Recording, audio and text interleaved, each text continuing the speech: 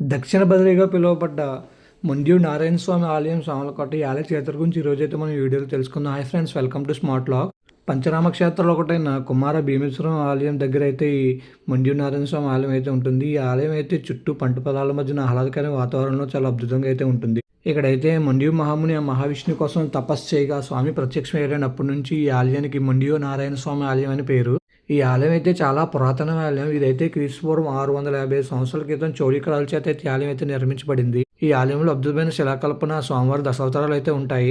మీరు ఎంతమంది ఈ ఆలయాన్ని అయితే దర్శించారో కామెంట్ చేయడం అయితే మర్చిపోద్దు. అలాంటి మంచి వీడియోల కోసం అయితే స్మార్ట్ బ్లాగ్స్ యూట్యూబ్ ఛానల్ అయితే సబ్స్క్రైబ్ చేయండి.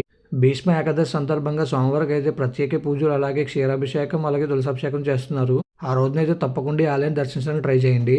ఇక్కడైతే మనకి స్వామివారు మొండ్యూరు నారాయణ స్వామిగా, అలాగే లక్ష్మీదేవి అమ్మవారు అయితే దర్శనమిస్తారు. ఇంత గొప్ప ఆలయాన్ని అయితే మీలో ఉన్న విష్ణు భక్తులకి అయితే షేర్ చేసేయండి.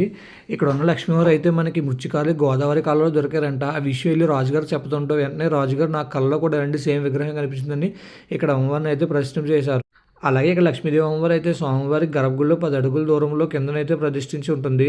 చూడడానికి అయితే స్వామివారు మాకు దివ్య దర్శనం చాలా అద్భుతంగా జరిగింది. ఓం నమో భగవతే వాసుదేవాయ.